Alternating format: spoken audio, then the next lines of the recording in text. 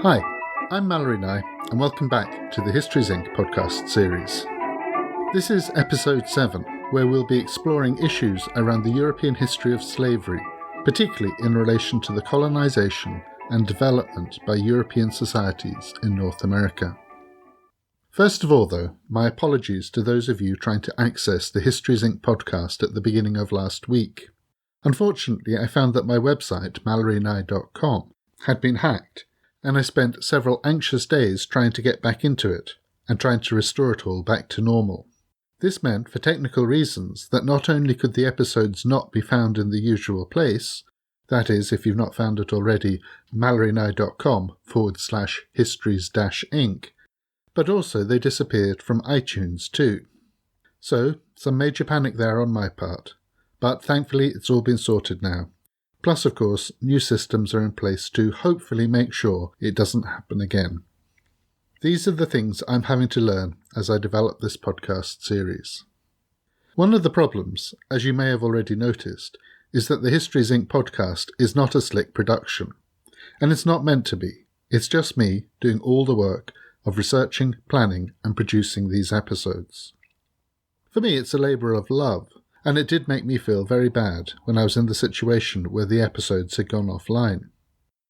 But there are costs involved in terms of hosting the shows, and also, of course, in terms of the considerable amount of time I put into making these episodes. And the show is, of course, free to access, and will continue to be so. But if you're in a position to show your appreciation of this podcast, then I've set up a link to the crowdfunding site called Patreon, sort of like Kickstarter for ongoing projects, where you can provide some financial support for the podcast if you wish. The options are for pledging a small amount for each episode, as little as $1 or $3 or $5 per show, if you can spare that much. There's no pressure, but it's there if you'd like to help out, to enable me to continue to invest in the podcast, and hopefully to develop it in the future as it progresses. But that's enough about that. On with the theme for this episode. In the last 5 episodes, I've covered some introductory issues about 3 of the major themes of the Histories Inc. podcast. That is, on European encounters in episode 2, on the Protestant reformations in episodes 3 and 4, and on the development of the idea of Europe, vis-à-vis Islam and the Muslim world, in episodes 5 and 6. Going hand in hand with all this is the development of that aspect of European society, particularly in the age of colonialism, that was slavery. That is, the kidnapping of people, mostly from Africa, their forced transportation across the Atlantic Ocean, their sale as property, followed by their enforced lifetime of enslaved labour.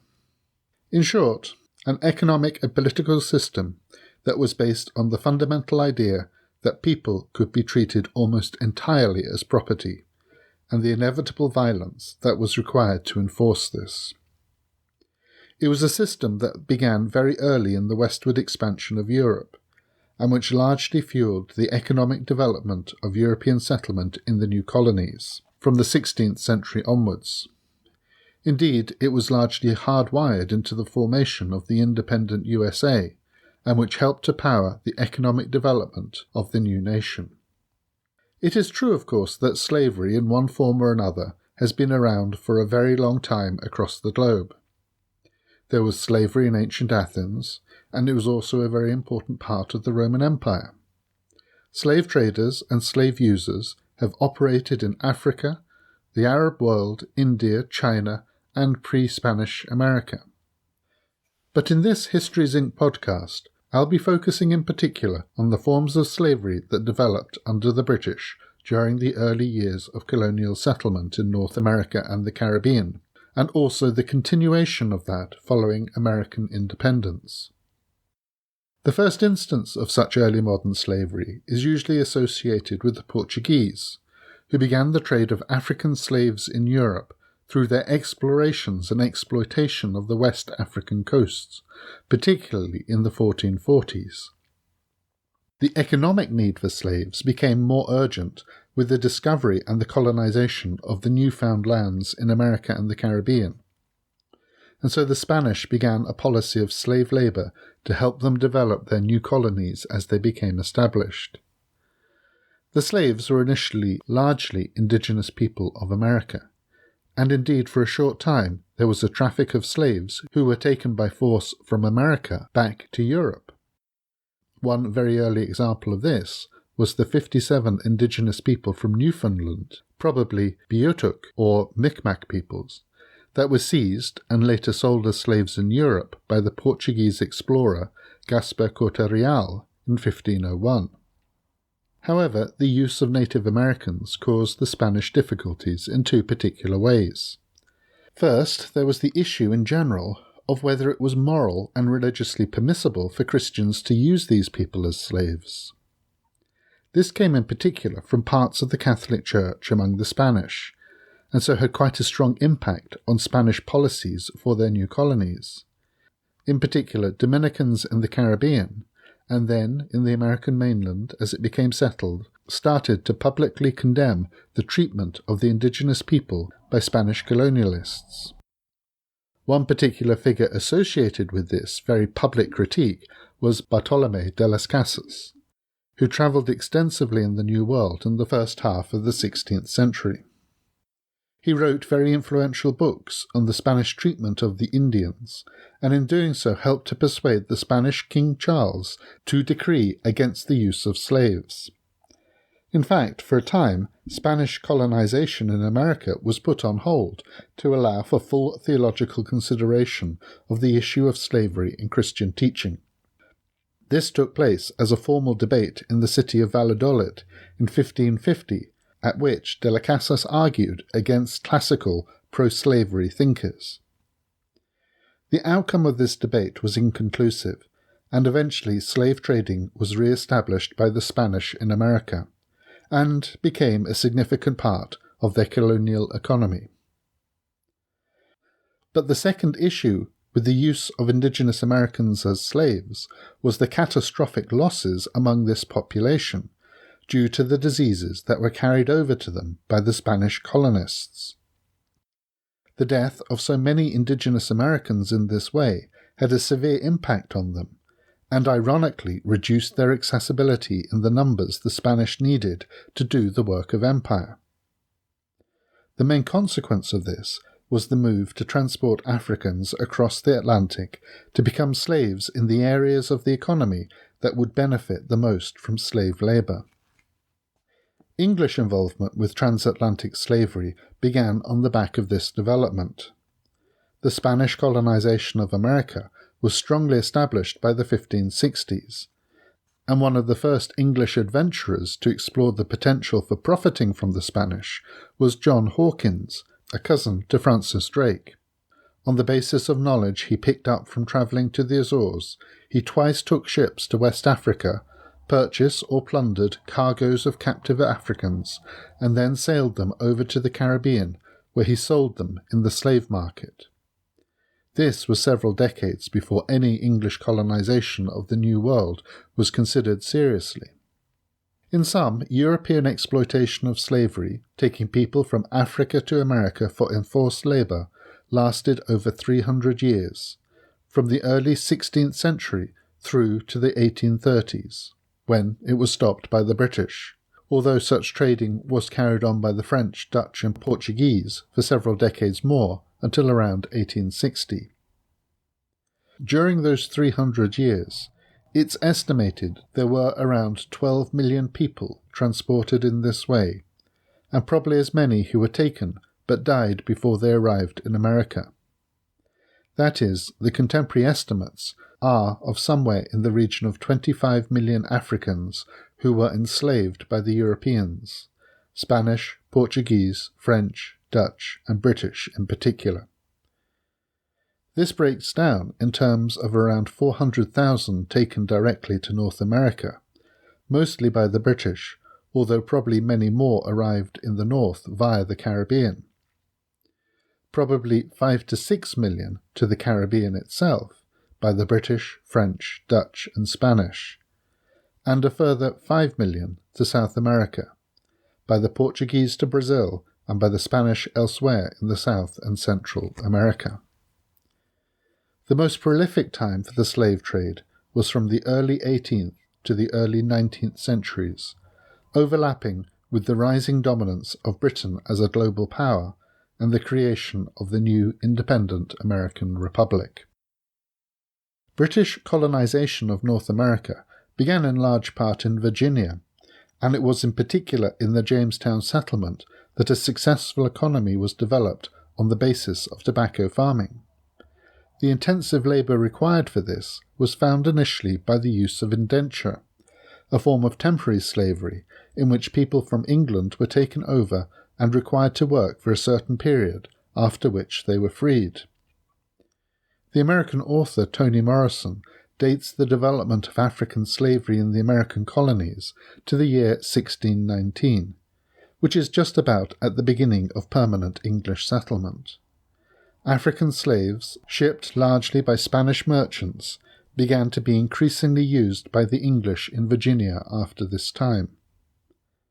A legal judgment made in Virginia in 1640, named in respect of the man John Punch, appears to provide us with the first legal establishment of the practice of enslavement, as it was called, a life of servitude, in particular for Africans, such as Punch, vis-à-vis the non-Africans, the English, who were considered as non-slaves with a finite time of such servitude.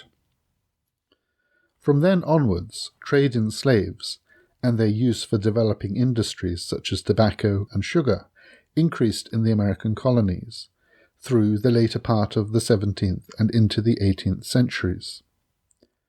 A number of American cities became conduits for the trade in slaves, including Charleston, New York, Boston, and Newport, Rhode Island, and a major industry of rum distillation grew up in the northern cities on the reciprocal commodities of sugar and molasses. Of course, the major event of the second half of the 18th century was the creation of the United States, the Revolutionary War of Independence, that established a new identity and system of government for the former colonies. Within this new country, the issue and the practice of slavery took on a new set of meanings that literally came to divide the country. In short, despite the rhetoric of the Declaration of Independence, in the early American Republic there were different classes of people, many of whom were not given the chance to stake their right to freedom and being born equal. In practice, there were slave-owning founding fathers, including George Washington himself, and there was an uneasy compromise between the different vested interests and states that made up the new Union. With the different paths to industrialization followed by the southern and northern states in the first half of the 19th century, attitudes to slavery polarized. Alongside this, acts of independence by those people who were treated as slaves also continued.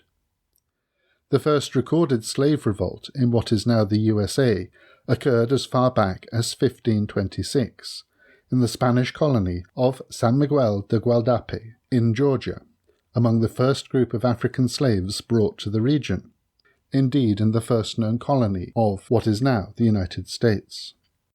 Further revolts are documented throughout the 18th century in New York, Carolina, and the Caribbean.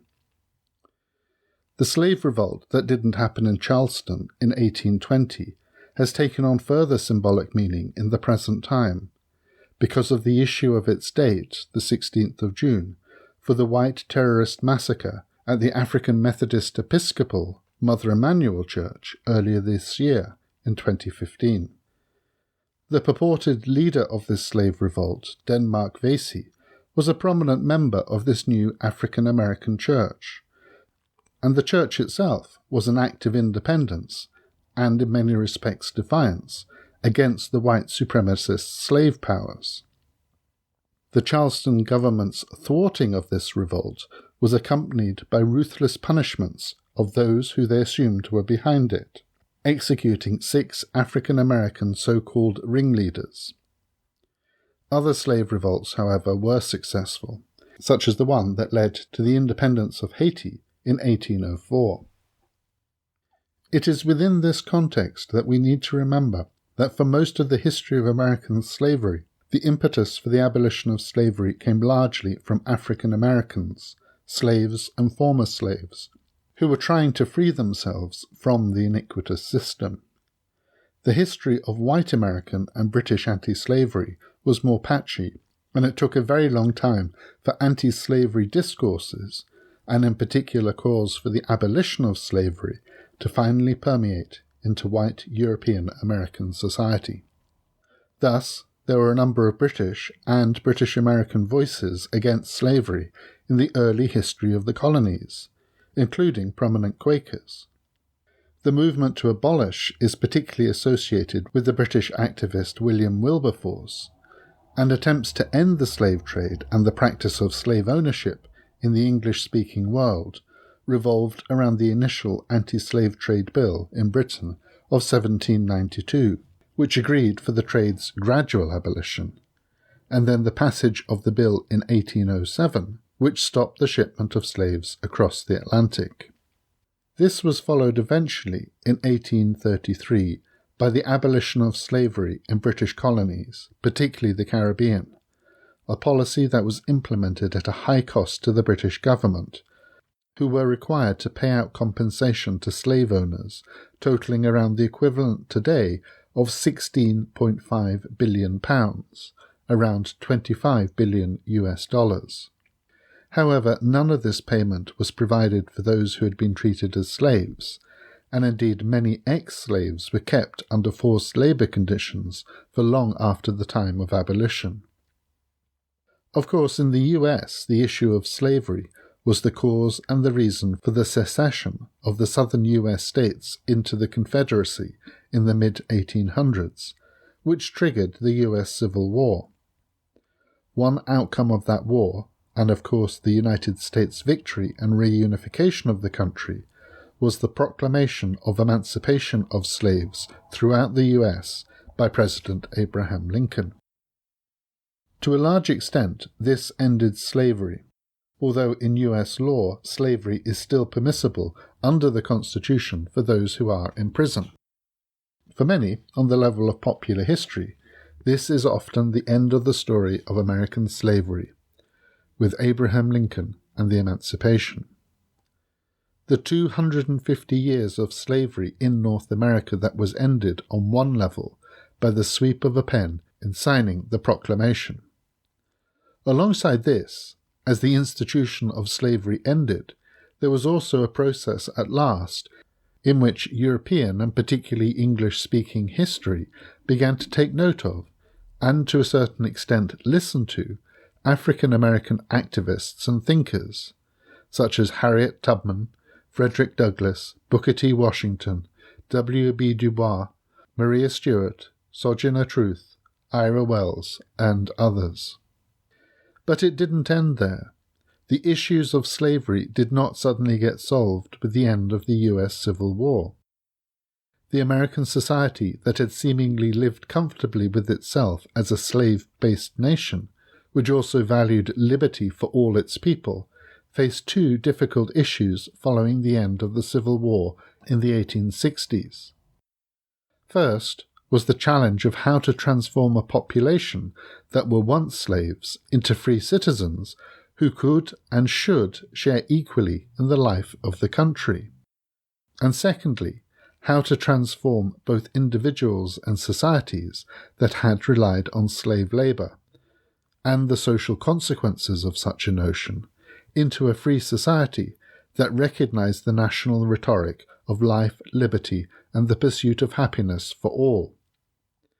And in particular, the challenge of how to effect this when the ending of slavery was forced on those former slavers and was not by their own choice. The result was, for nearly all involved, a disaster that largely goes by the name of Jim Crow. Former slaves were emancipated, but were given little assistance and no compensation to enable them to become effectively independent. There was social and political segregation, discrimination in education, employment and housing, and the financing of housing. There was also a brutal terrorizing of the African American population, the widespread social acceptability of lynching as a form of ad hoc perceived retribution for white concerns and fears. After 250 years of enslavement of African American populations, there was then 100 years of brutally discriminating Jim Crow. And although much of this occurred in the southern parts of the US, the large-scale Great Migration of African Americans north, away from the US South, didn't necessarily lead to improvements. Newly settled populations in the north also faced other more liberal types of segregation and discrimination, and indeed still do, as evidenced in places such as St. Louis and Baltimore. The civil rights movement of the 1960s, led by activists such as Martin Luther King Jr., did help to dismantle the obvious injustices of Jim Crow, and did this in a less dramatic manner than what the country had experienced in the Civil War a century before. But now, 50 years after the civil rights movement, the injustice and discrimination has not disappeared. Slavery is still a contemporary issue. Social divisions between those who were enslaved and those who did the enslaving have never been adequately addressed, and are very often treated as though they no longer matter, when in fact they still do. In particular, there is the brutally discriminatory prison system based on the mass incarceration of large sections of the African American population, at a rate surpassing all other countries in the world. And there is also the continuing disparity between African and other white American populations, economically, politically, educationally, and in many other respects. It is an ongoing issue that is all a direct legacy of the 350 years of slavery and then Jim Crow. Understanding some of these issues, and something of the history bringing us to the present, are a small part of understanding how the indelible stain of slavery is a contemporary issue, and will remain so for a long time to come. So, thanks for listening today, and do check out the show on iTunes and on my website at mallorynye.com, histories-inc. I'll see you back here again in the next episode, when I'll be exploring some of the issues of Scottish history. Bye for now.